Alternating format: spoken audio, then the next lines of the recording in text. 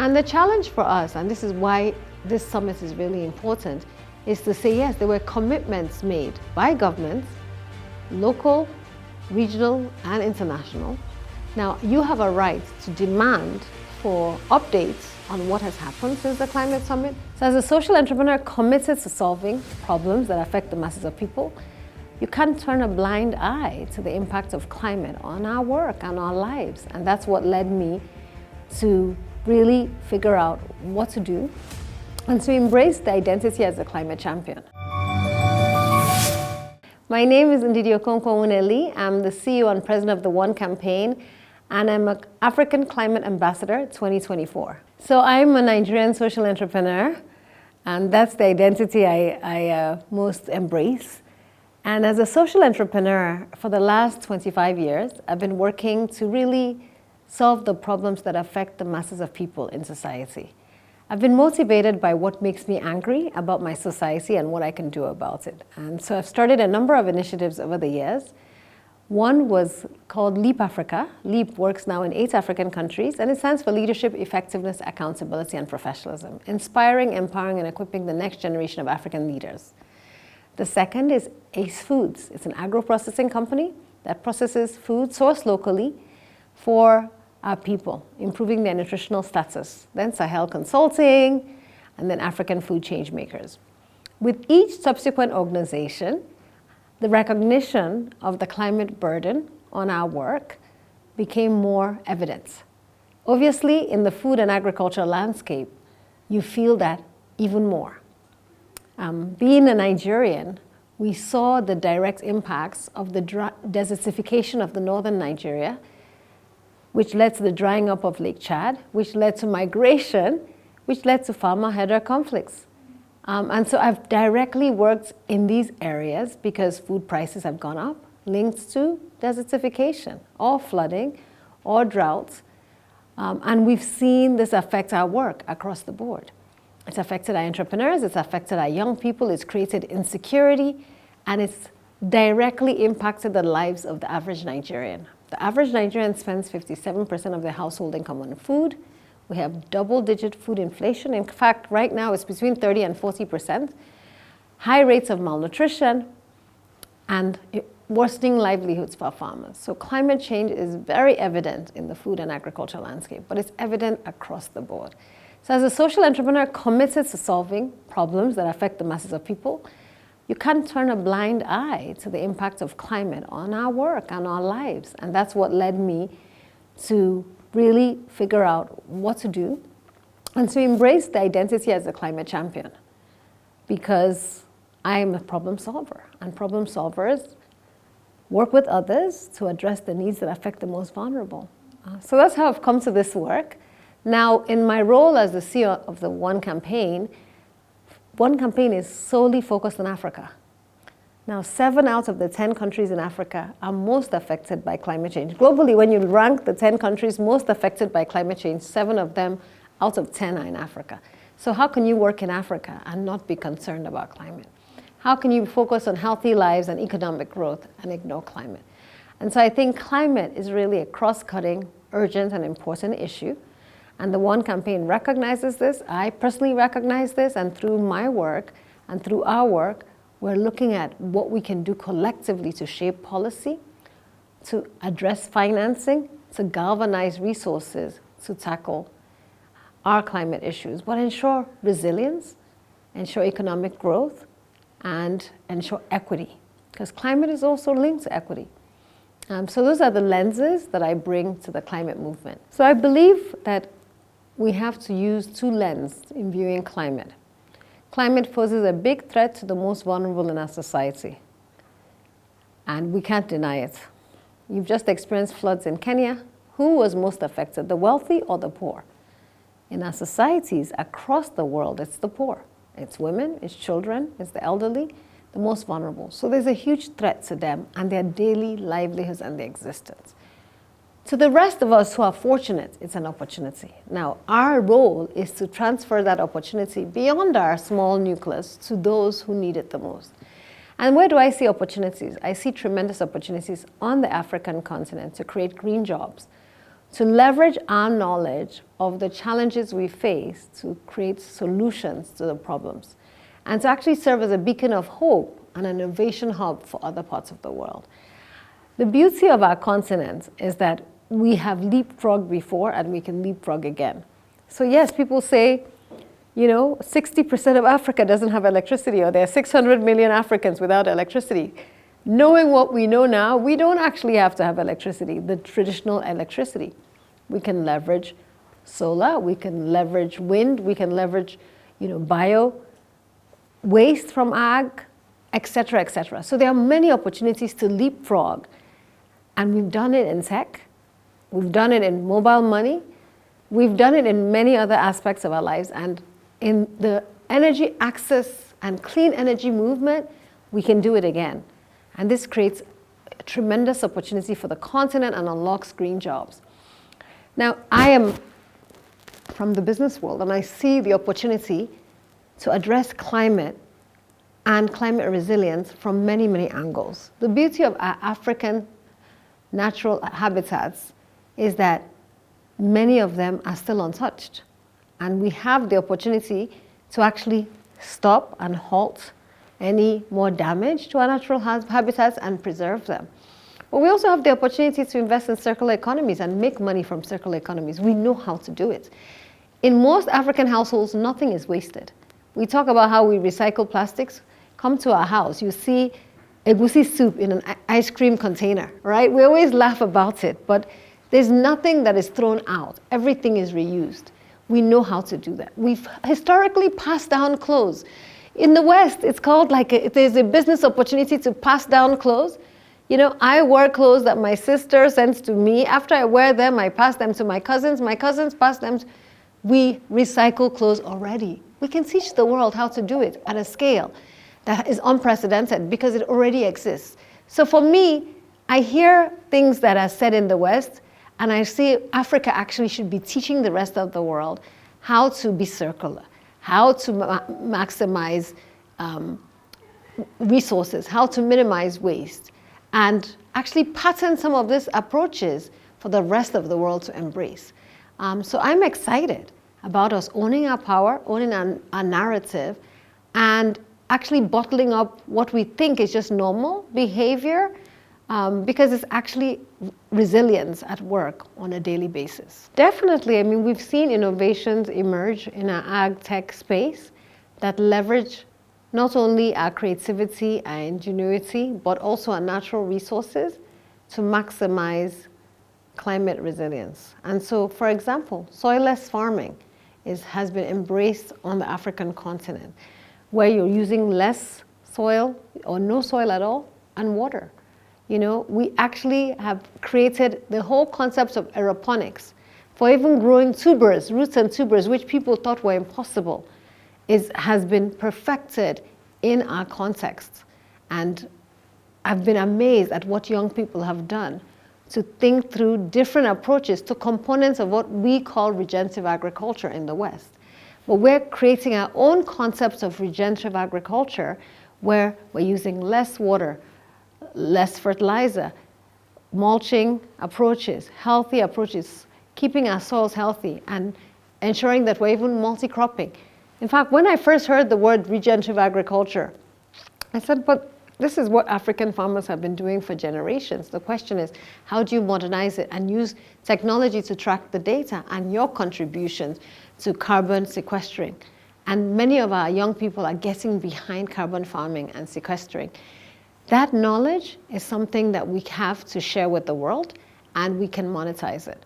So there are lots of new technologies emerging which excite me in the ag tech space. The same in terms of food processing and food preservation. We have a lot to teach the world about how we've preserved our foods naturally. Historically, we used to actually bury some of our tubers in the ground. And now people recognize, wow, that's a natural way to store instead of refrigeration.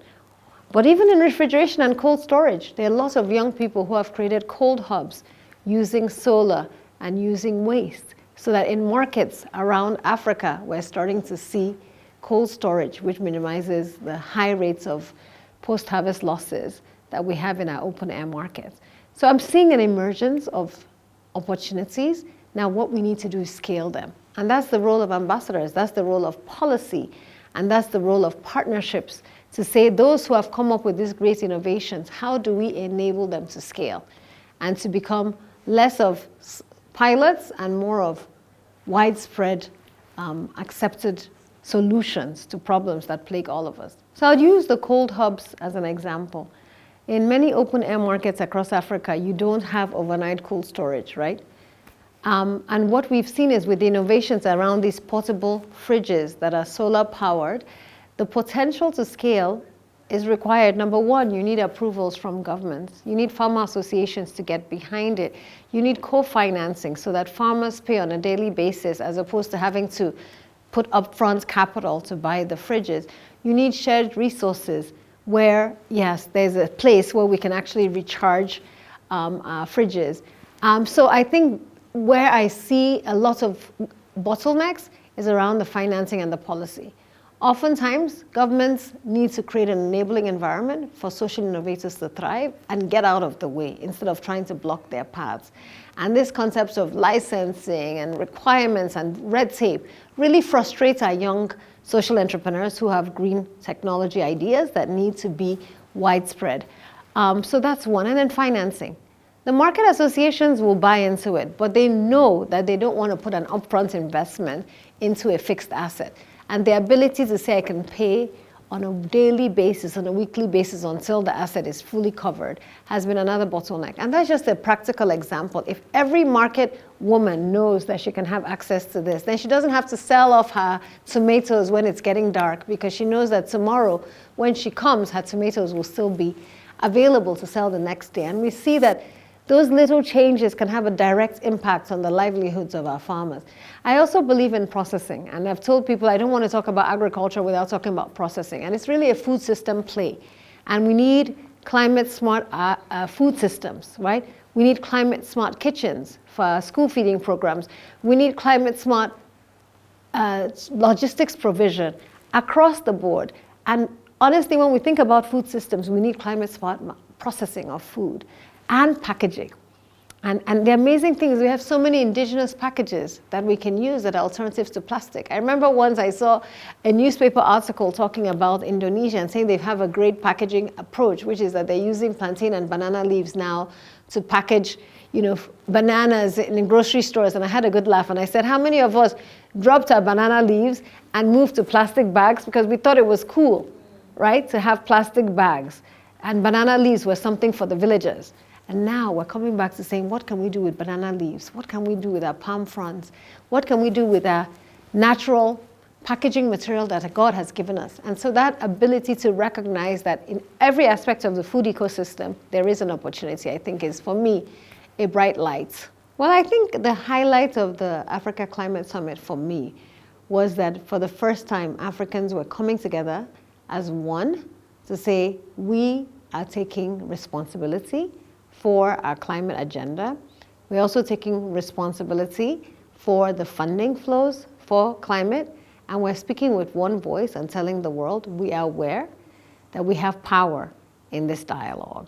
And I commend the people of Kenya and President Ruto for actually taking a stand as a very visible leader in this space. Because I have been to one COP before, the one in Egypt, and I still felt that even though it was hosted in Egypt, we did not have a clear, united voice. And that's why the Africa Climate Summit was so relevant. Now, for the average African, why does it matter? It matters because you are affected by climate change on a daily basis. Your lives are affected. Your health is affected. The food you consume is affected, right? Your livestock is affected. So every aspect of your life is being affected in one way or another from climate change. And we're seeing it in health indicators. We're seeing it in the cost of food, which I've described. We're seeing it in the destruction of infrastructure. And I could go on and on. So you have a role as an African to demand for the support you require to live your best life in spite of, and to build the resilience that we need so that our lives are not daily overturned because of climate disasters. And so for me, that was really a great outcome. Now, the skepticism that we often get from African man on the street or woman on the street is, so where is the funding going to come? How is it going to come into my pocket? You know, I've just been displaced by floods. How am I going to live? And the challenge for us, and this is why this summit is really important, is to say, yes, there were commitments made by governments, local, regional, and international. Now, you have a right to demand for updates on what has happened since the climate summit. You have a right to also hold governments accountable for how they utilize the funds if they have been received. Like the loss and damage fund, we keep on talking about it. What percentage has come into the coffers, and what percentage has been trickled down into our countries, and how is that funding trickling down to the masses on the street, on the ground? And for me, the Kenyans are complaining about the recent rains, and I told them from my experience in Nigeria, they're only going to get worse. So we have to be prepared as people, number one, to say, let's invest in the right climate smart infrastructure because climate change is upon us. And let's also build our knowledge and awareness, but also demand that our governments tell us so we can prepare. So there are rains coming. In other parts of the world, you get a text message saying there's going to be a flash flood. If you're in this low-lying area, in these zip codes or in these regions, please evacuate, right? So our telcos have to partner with our community groups, have to partner with, everybody has a cell phone. How is that information getting out there? We owe it to our citizens to protect them. So I think as an ambassador, I would say that you as a citizen have power. You have power. You have the power to ask questions. You have the power to get the right information, to challenge your regional and local governments to do what they're supposed to do to protect you. And you have the power to vote who is going to support you as climate change is upon us on the African continent and affects us on a daily basis. So I'm the founder of African Food Change Makers. We have entrepreneurs in 40 African countries, and we actually launched, with the support of the School Foundation, a curriculum called Brace, which is really focused on equipping our food and agriculture entrepreneurs with the skills, the tools, the knowledge, and the support that they need to build climate resilient businesses. So it's a 6-week virtual course, and then they meet in person, and then we actually take them to see what best practices in technology innovation is. And so through that, what we're doing is equipping them. So I think that there's a knowledge asymmetry, which we have. You've mentioned the average African doesn't know how to. They know that something is happening. They know the rains are coming later or earlier. They know the rains are heavier, or that this drought is deeper, or the sun is hotter. But they don't know what to do about it. And so what we need to do with average African, and I've started with African entrepreneurs, and through my role at One Campaign, we're also shaping policy, right? And channeling resources, is to tell our people what power they have, to equip them with the knowledge to fight for what they deserve, and to enable them to see that working with others in their community, they can change their future. And in this case, it's urgent and important because we're not seeing a reversal. We're seeing a downward spiral. And the opportunity to address the issue and actually take ownership and then create wealth from it is a step-by-step process. And Africans need to see those steps. And those of you who are already empowered as change makers, as funders, as policymakers, need to ensure that as you're designing for the future, that green future, you don't leave anyone behind. Design with the most vulnerable in mind. Because for me, that ultimately is what we'll be judged by. Our legacies are not about how much money we made for ourselves or how we survived and thrived when others around us declined. You can't leave anyone behind. So as a climate champion, I see the need, I see the sense of urgency, I see the opportunity, but we need to pull our people along with us in this journey to transform Africa into a beacon of hope. When I started at One Campaign, someone asked me, what is the vision that I have? And I said, one of my visions is that through our amazing impacts as a continent on building healthy lives and climate resilience for the most vulnerable, we can demonstrate to the rest of the world that Africa is an equal player on the global financial landscape, and that through the work we've done, we've shown that everyone deserves a healthy, happy, and long life, and everyone can live a full and meaningful life. But it's through the work and through the innovation that we have led. That's my vision. And I want Africa to be that beacon of hope.